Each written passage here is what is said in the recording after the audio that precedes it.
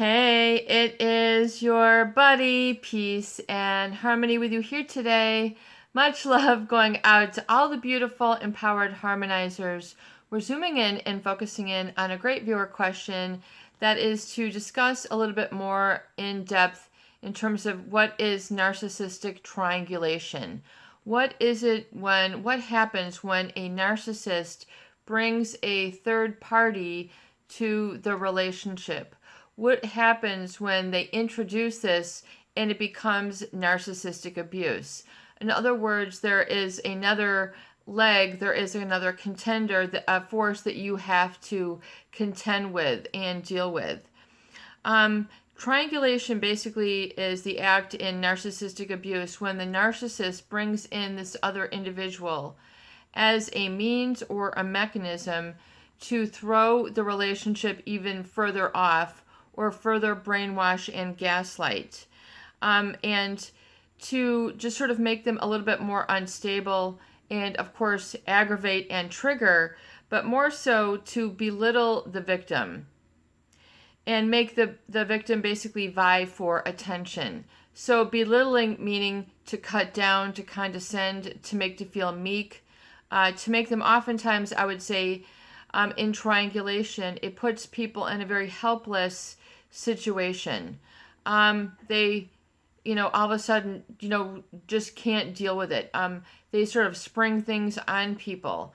Triangulation, there's this third party, there's this third company, there's this third event, that they sort of bring into the relationship that makes it unstable. It is a tool and a tactic of manipulation that they will use to sort of condescend others in order to boost themselves up. Is a real important understanding. You must understand a rule of thumb with a narcissist. Because they have a pathological sense of self-importance and coupled with a lack of empathy, which means they don't really have, a shared concern for your feelings, i.e. they don't really have an understanding of feelings of others, not only you, but others, really widespread and just sort of, global in their emotional bank. But it's to understand that they get a reward or a feel-good sensation when they put down another. It makes them feel better. So if you're not this kind of person, then it might be difficult to understand or comprehend. It seems such a futile, why would somebody bother to cut someone down to make them feel good? It's just kind of like the emotions rise very quickly when people take a stance of judgment. And if people are in a position of judging, oftentimes they get a real rise of energy. Oh, that person, oh, that, and so they get sort of this spark, this energetic payoff or boost. And with a narcissist, they feel better about themselves if they can make others around them look bad. Make fun of your family, make fun of your job, make fun of your school, make fun of your room, your cooking. Anything and anything can be up for contention, and usually it is in the form of a ridicule and putting you in a powerless position where you don't have a comeback. You're not able to discuss. It's just it feels like an emotional hit and run where they don't take responsibility. They know what they've done. They're not going to confess. They're not going to admit because then they'd have to pay the price. They'd have to come clean. Narcissists, these are your folks who play dirty, who exploit others, who take what they want. Maybe what they want is an extra dish of ice cream. Maybe what they want is, the house next door. It all depends what they want. Some people, they want fame and recognition. Some, they want money. Some, they want you to vie for their attention. And the important thing to understand about triangulation is that it's the intention for them to trigger the supply and have people sort of vie for attention of the narcissist in order, in other words, they become very off center. They're, off of their center, meaning off of their focus, off of what's important for them, business as usual, how they normally think, feel, behave, becomes oftentimes a difficult pivot point to find, because they're so agitated and aggravated when triangulation comes. That is the goal, of triangulation, is a narcissist doesn't have to do so much work. If they can introduce another person or people, then they can let that person do the work for them. It's a way for them to take the easy way out, but get a good bang for their emotional buck, if you will. And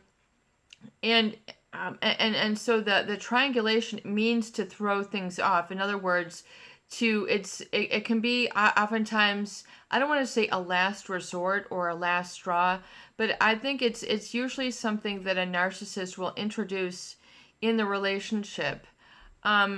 If the relationship is somewhat mature, if it's kind of taken a couple turns, if it's plateaued, if you will.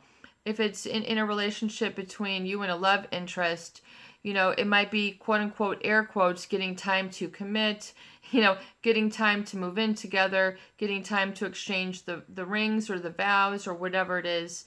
And that's when it gets to these sort of brink points, these crossroads, these levels, where that's when you start seeing the true colors of the narcissist. That's when you start, to, sign the lease together. You're starting to, sign the trip to Hawaii, the travel. There's, something big where they're like, I think now is the time for me to show that I'm, full of what. And so they end up then finding another supply. And then all of a sudden, oh, you didn't know that I was dating so-and-so? Oh, you didn't know that I was doing this and this for my job? Oh, you didn't know I was traveling?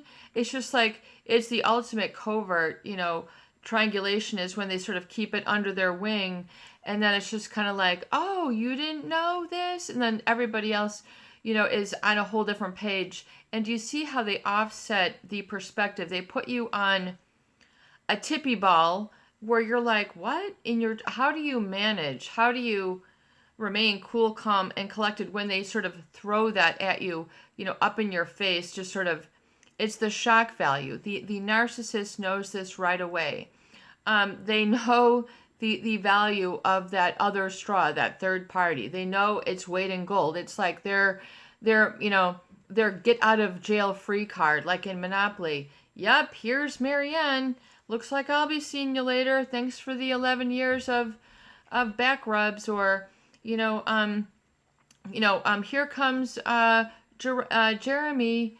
Yep. Oh, I didn't tell you. I've known him since whatever, and from college. And yeah, he's starting the business with me. And oh, I didn't tell you that I wasn't doing that business. And then, and then you're like, what? I mean, it puts people in a state of shock. I mean. And so if you're in a shock, I mean, it's very difficult to respond because A, you've never dealt with this before. B, you've never been so immersed. It's like a total immersion manipulation. I mean, you got to find some tactical gear. You got to get out, the machete and start clearing the vines that are tangled around your feet. Get a clearing so you can get the clear of day and get your bearing. You got to come to a really level state, even though they don't seem like they deserve you being level. They deserve you flying off the handle, flying off the guardrail, flying off the whatever, flying off the fan. They deserve it, but yet you don't want to do that. You don't want to be the next Jerry Springer, guest, as I always say. You don't want to be that person who's, jumping off, stages or, swinging chairs or doing, crazy things that you regret, and that you did in a flash heat of a moment because you didn't think this through. You didn't have anyone to think it through. You haven't dealt with this before. So triangulation is when they then want you to vie for their attention. What do you mean you're going out with Angela, for this and this? We've been doing this for 3 years. I mean, it never fails. When the mature ripens, when it matures, when it's getting to that sort of, I call it, it's just kind of like a crossroads where you're going to call out the narcissist. They don't have anywhere left to turn. They don't have other options. Here they come parading in their, their third party, their third wheel, their third leg. And they want you to sort of scramble for them and sort of keep all eyes on them, as is the tool of the narcissist and the psychopath. If you can be distracted by them, work for them, do a song and dance for them, learn how to do a backflip for them, learn how to bake a 6-layer cake for them, get a house for them, get a car for them, whatever it is, the extent that you have found yourself in a servitude nature for these people, you will realize you begin to feel that you are serving them, not in a relationship. And when it becomes more malignant, it becomes not so much, I would say, a relationship as is more of an experience. Because with a relationship, there's a degree, I feel, of engagement between people. There's a degree of trust. There's a degree of sharing terms. When I say 3, I mean 3. When I say dinner, I mean dinner. I mean, there's a sharing of terms. For the narcissist, dinner means, everything their way. Dinner doesn't mean having dinner, so you have to realize that you're with a relationship, you have to have a sharing of terms and understanding where we're, on the same page. We're understanding things, we are communicating clearly and honestly. We're clearing out the muck. There is no muddy waters. The narcissist will muddy the waters. In other words, take away clarity, vision, peace, harmony, whatever it is, and then throw in some, disturbance, some obstacle, something to really be, almost times either very ridiculing, very sarcastic, very dark, meaning very harshly judgmental or severe. It can become very extreme. And so you have to become pristine in how you handle the triangulation. You have to back up a mile, if not 3 miles. Back it up. Put it in emotional reverse. Take the foot off of the gas. Do your best 3-point emotional turn and get the bleep out of there, because they are, it's about to get crazy. It's about to get fireworks, emotional, mudslinging. When you get triangulation, they're trying to throw people off so they can basically point the finger. Look how a mess you are. Look how out of control you are. Look how da-da-da you are. And that's why I'm going to go over here with James, Jimmy, or Sally, or whoever it is. And then they are just coming out smelling like a rose. They're coming out smelling like the tallest pine tree. They're looking like, the best, and the gentlest. No one sees. And the problem with triangulation is that it's kind of like an emotional negative peep show. They're like, see what I'm doing? Hey, everybody, how are you doing? It's like an emotional peep show. It's just like the old, finger in the rib, and then they're looking over there, or, tap you on the shoulder, and then they're looking over. It's the ultimate fool. It's so textbook. But the narcissist doesn't think that you have figured them out. They don't think that you're thinking ahead of the curve. They think that they've got you right there in your unstable little lever. This is what they do. And they do this to, really make you feel bad. Not only as if you're angry enough, but as if to add insult to injury, to grind the salt in the wound, to really make you feel bad. Not only can you be angry, anger can be empowering. Angry is fuel. Angry is like, no, you don't, this is a legitimate feeling. This is real.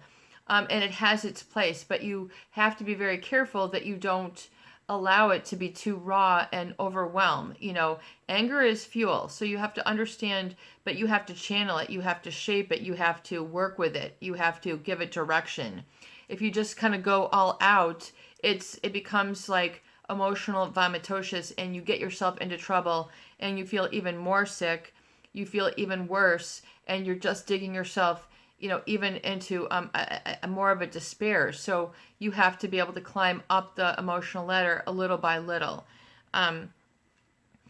And so it's a way for them to get off, and it's all for their win. Of course, it's for them to not have to come clean or work through or resolve any previous hurts, wounds, or transgressions. It's a way for them to say, look, I've got a new chapter, gotta go. And then not have to deal with any of the past. They've already got one foot out the door. They've already got the foot on the accelerator, and you're trying to pull them back. I mean, it's just becomes a real vicious. It can become a very vicious tug of war, especially when you're talking about, fiancés, and all of a sudden you find out that they're now, calling off the wedding or a very long committed relationship, and then you find, that they're interested in the neighbor, or your, or the boss at work, or something even crazy, or they're moving, or their job is moving. I mean, just some, triangulation, and then they just aren't bothered. The narcissist will not be bothered by their desire to take care of themselves, and get them what they need. So as soon as it's becoming real, to make the commitment, to do the work, to actually do the job, to do the contract, to build the house, to, give you the ring, to lay down the mortgage, whatever it is, there comes a time when they bring in a third party, which is meant to make you feel bad. That's the hardest aspect. So you have to realize that it's going to feel like a sock in the gut. I mean, this is what they do to make you double over. And they put you in a vulnerable situation to make you weaker, so you can't stand up for yourself the way that you normally rationally would, and just call it out like out of sensible. They put it way into left field. So you have to go running and chasing and figuring everything out, and then running it back. Who knows what you're going to do, and to get it back to home plate. It is very difficult and very tough. And so we can go more into this aspect. But realize you have to understand your position, and your value of yourself, and knowing that. So when I talk about, I think in a previous video, a viewer asked, what does the narcissist value? You really have to be in touch with what you value first. That has to be your priority, and that is your question for yourself. What is important to me? What do I have going on? What does future me really want? And what did past me learn? And identifying your value. What do you value? What is going on with you, your self-worth? Because a narcissist will put holes in you like a Swiss cheese. Like, you don't have this going on, you got nothing going on, and you feel like emotionally invisible, or that you're full of things missing. Either you feel you've lost a part of yourself, or you can't get it on all cylinders because you're missing something, or they make you weak. They throw you, and this can go on. This can last for days, weeks, months. This can be a prolonged anxiety streak. So you have to be very careful. It can really be very severe. I mean, you can lose time, a lot of money. You might be engaged. You might be going into business with this person and have a lot of things planned, a lot of other like moving parts that you now have to contend with. So the degree and the severity, it really varies for each person, but the triangulation will come if you try to make good and real with a narcissist. You're going to see their true colors. And they will try to escape stage left, stage right, in the attic, in the basement, and they're going to try to hide, but sort of remain hiding in view. It's a very odd, and we can definitely go into this more in depth in another video. I'm not sure people's attention span level, but I think that's a great viewer question. So thank you for your inquiry. It is your buddy, Peace and Harmony, with you here today. And I hope that these videos do help. Please share, please subscribe, and please donate for more great tools, videos, discussion, and support. When it comes to the narcissist triangulation, back it up. Get way back, get perspective, so you can understand what they're doing. You can understand how they're making things wobbly, and you can see how they're trying to get off the hook emotionally, so they're not accountable for their selfish behavior. They're not accountable for making things difficult. They're not accountable for taking a lot out of everybody and using them and sort of the sweat off their backs, their time off their backs, everything. I mean, they will do this to the older people, generations who have worked all their life. They will do this to siblings, colleagues, people who have helped them in their life, people who have rescued them before. I mean, it does not oftentimes know any bounds when you experience this. So it's very painful. Always, back it up and know that you are a person of value, and what you are going through right now matters, and things are going to become clear. Don't fall for the distraction. Get a handle on yourself. You've got this. You've got this. It's difficult, but let's talk about this in future videos. Have a beautiful day. Bye.